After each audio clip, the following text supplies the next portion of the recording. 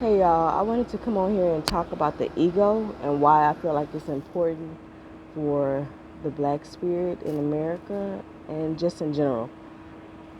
Basically, on my spiritual journey, I've been doing a lot of soul searching and trying to understand my purpose in life. And along the way, I've discovered a lot about the mental constructs that we have within ourselves. And from my perspective as a black woman in America, I've realized a lot of the stories and a lot of the belief systems and ideals that I was carrying along as a weight on my shoulder were not serving me.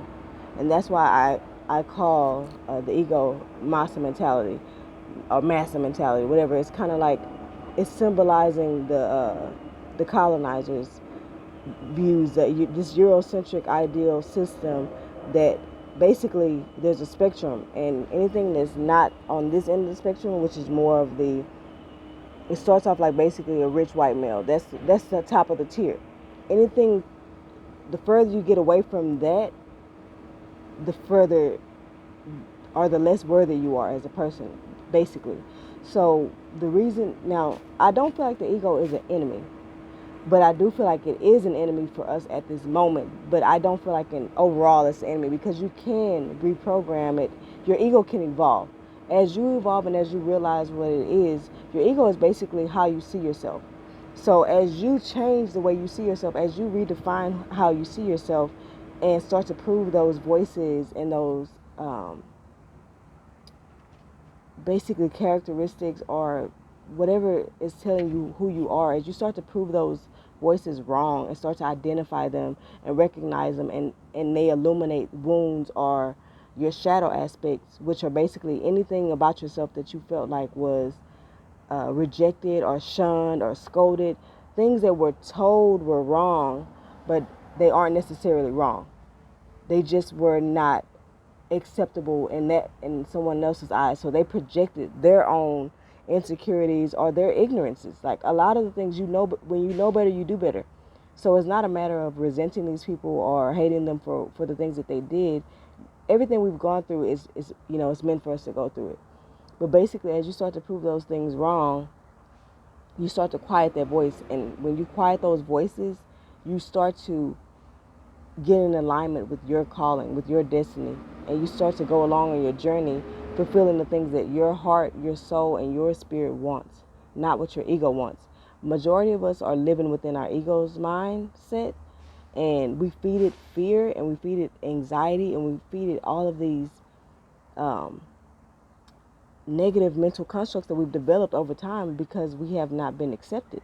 And the reason why I feel like it's so important for the black spirit is because the ego is basically a product of all the programming. So basically, everything you've experienced in life, from being taught, from what you see, from what you hear, music, TV, whatever, all of this socialized racism, whatever your parents or your community has taught you about who you are as a person, and your unconscious, which is basically what people call your shadow. So all the things that was considered bad or wrong and rejected.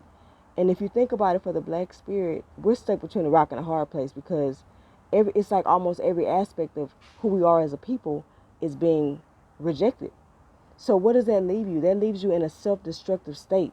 That leaves you in self-hate. That leaves you in every low vibrational energy that you can have. Now, some people, they can persevere through these thoughts because they just take it on as the workaholic or the perfectionist or um, the the overachiever or whatever. They've learned how to harness those thoughts and kind of, in turn persevere through it. But that's not necessarily the best aspect either, because deep down underneath the facades or the coping mechanisms or the defense mechanisms, they're still hurting.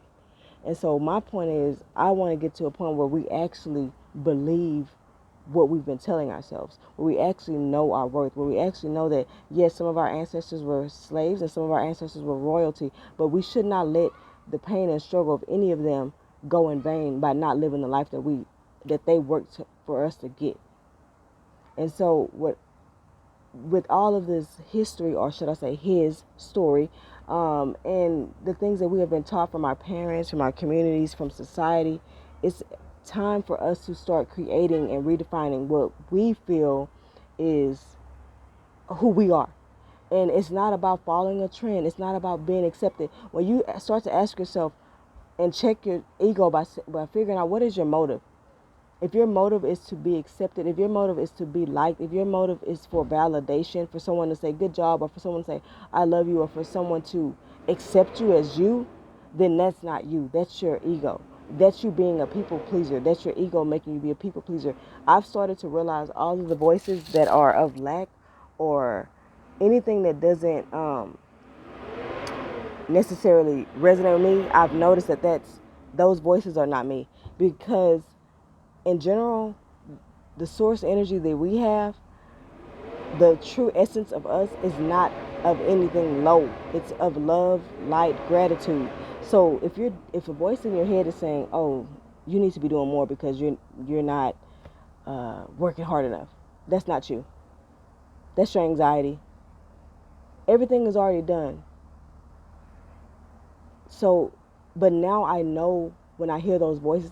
Basically, anytime you hear something negative, just tell yourself that's not you, and start to identify what is that illuminating. What is that telling you? When something triggers you, ask yourself, why did that make me feel that way? Because it's never personal. It's always spiritual. Whatever you're able to identify.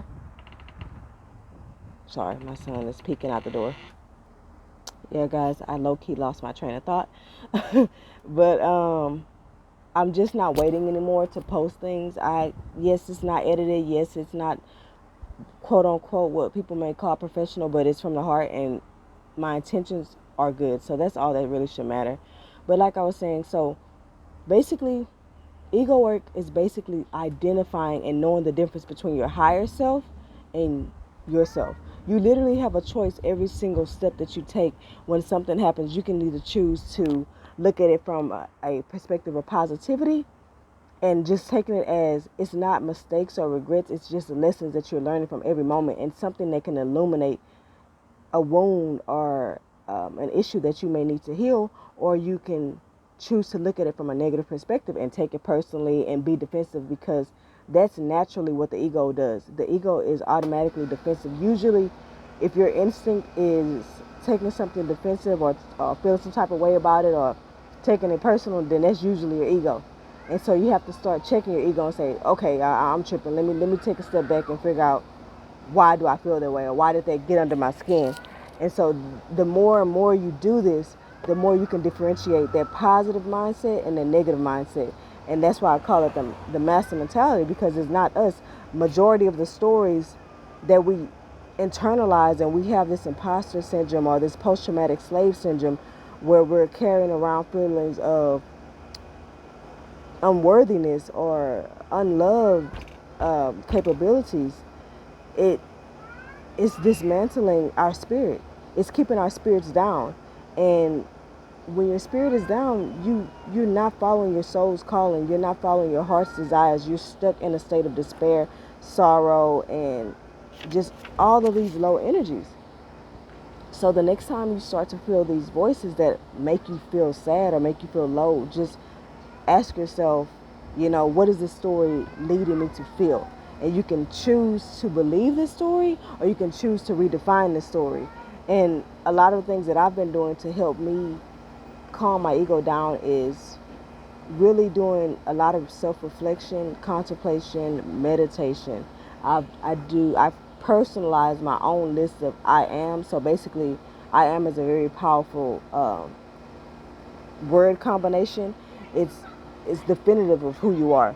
So if you create a list of I ams of all the things that you want to become, and you can either record it and listen to it in the morning or at nighttime when your mind is still in the hypnosis type state, or you can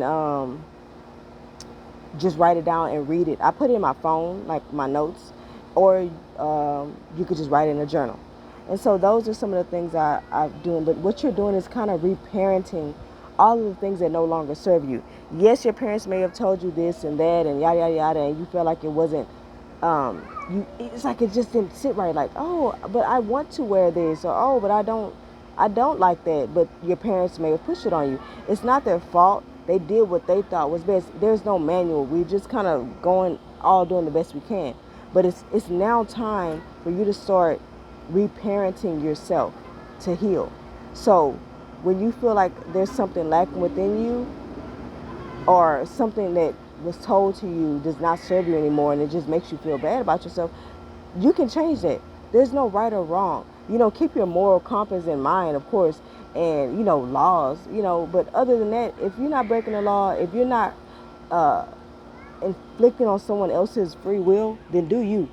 Like, you know what I'm saying? Like, don't feel like you got to talk this way, dress this way, act this way to be accepted. Who cares? You don't have to be in a clique or be the way this world is going to make a big shift is if the day we start accepting diversity. You can be in a relationship and have friends when y'all don't have everything in common. That's the beauty of it. There's beauty in the differences. There's beauty in the diversity. So, you may like country, your friend may like rap. Who cares? Is that what the true meanings are about support and love?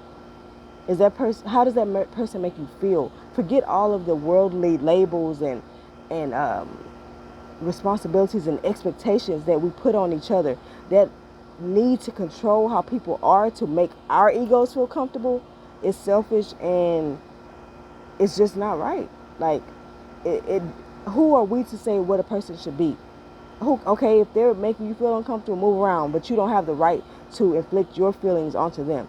Other people's feelings are not your problem. You see what I'm saying? So, like I said, so I do the I ams. I journal a lot. I'll meditate on my thoughts and just try to quiet the noise and all the distractions. And there's no proper way to meditate. Like, for me, I like to meditate right in the morning before I even get up. I just stay laying in the bed and I just, in that stillness, and I just meditate.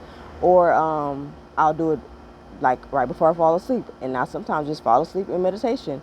And I'm also a Reiki practitioner. I'm not offering services at this moment, but I will start to do something where I'm giving back to the community. Eventually, I will start offering free services. I'll be doing that for probably about another 4 months before I actually start charging. I mean, I will maybe eventually post my Cash App or something. If y'all want to put something and contribute to help me continue to put out content and to continue to focus on my life's mission to uplift this community, then that's fine. I will eventually probably do that. But like I said, I want to make sure I'm doing and helping my community from the heart before I start just really making it a job or a career. But this is giving meaning to my life, and that's what everyone should do. Everyone should find something that gives meaning to your life, because that will help you with your self-love and feelings of not feeling worthy, those types of feelings. Create meaning to yourself. Give yourself worth, whatever that means for you, not what someone else is telling you. And in the competition, there's no need to compete. There's no need to compare. A lot of the things that we have in our mind are mental illusions. We've created a mental prison within ourselves. You have the ability to be yourself. We all have a universe of abundance at our feet. All you have to do is open your eyes and see it. There's enough room for success for everyone. That idea that there's this scarcity or this lack mentality that, oh, every time I see a person winning, that's less opportunity for me. And I have those feelings because I come from that. You know what I mean? Like, I have what is, like I said earlier, the post-traumatic slave syndrome, where you feel these feelings of lack, you feel these competition and comparison feelings all constantly. You feel this ever-present anger, this frustration with, nothing is ever going to happen for me, yada, yada, yada. Why am I not successful yet? It comes to a point where you have to just stop complaining. Because complaining is stagnation. It's a stuck mentality. Get out of complaining and gossiping and actually do something. Like, get up and get out and start making plans. Write your goals down. Pray for yourself. Stop living for other people. Stop doing the things that other people have told you need to do to be good in their eyes. There is no good or bad. Be happy. Have that inner peace. Do the things that gives you joy. And that's how you're going to start to quiet those voices down. I will continue to make more videos as I get, and kind of have more suggestions for the things that I've been doing along my healing journey. but I don't want to make the video too long. I may add another one, like a part 2, but I will continue to talk about the ego because it's really, really important to me. And I know that once we start to redefine who we are and how we see ourselves, that is going to be pivotal in our spiritual awakening journey and becoming just more of that conscious black soul, so that we are able to ascend. I also will be putting out several blogs to help the black community out, to uplift them as well, for people who like to read. And as I post them, I will make posts to update you guys, and they will be in my link tree on my bio. So as I do those, I'll let you guys know. And those are really helpful as well, because sometimes when I put things in words, they may come out differently, and a person can receive them better in that way, because sometimes everybody learns differently, basically. And sometimes people want to read it so they really can consume it and read it over and over again or whatever. Because as I say, as you continue on your journey, you start to get a deeper level of consciousness every time. Trust me, it's been moments where I feel like, oh, I'm woke. Psych, that was my ego.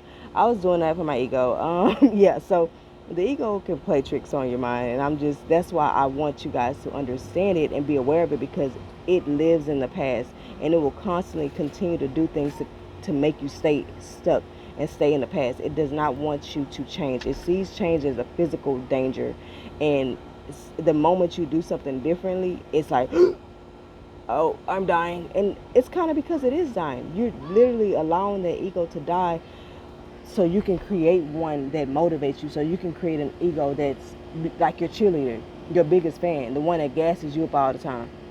So with that being said, I will conclude this video, but I feel called to just kind of do a part 2, and I'll kind of go in deeper about some other things of why it's important, how it was created, and some more tactics on how to transcend the ego. And this is also something that's very helpful for our ancestors, because what we don't realize is, if you believe in multiple lives, which I do, the black spirit is reliving life over and over and over again. The process of ascension is as you heal your ego, you start to see yourself in a better light, and so you elevating. But for the black spirit, we're struggling with that because our ego does not serve us. It does not work for us. It works for the colonizers' agenda to keep us down, for white supremacy. So we are struggling because we have believed all of the lies and the programming and the trickery to just keep us down and make us believe that we're less than for some reason, because of the color of our skin, because of the texture of our hair, because of the way we talk, the whatever, like all of those things. Your behaviors does not denote what kind of worth or value you have. Throw that out the window. Just let that go. So, like I said, I'll be doing a part 2, but I just want to go ahead and get this out there because I've really been called, and I've just been kind of pushing off, because speaking does give me anxiety, but I know I can talk. Just ask anybody who knows me. But so yeah, and I just want to let you guys know I love y'all, and I send you so much peace, love, blessings, and healing. Peace out, guys.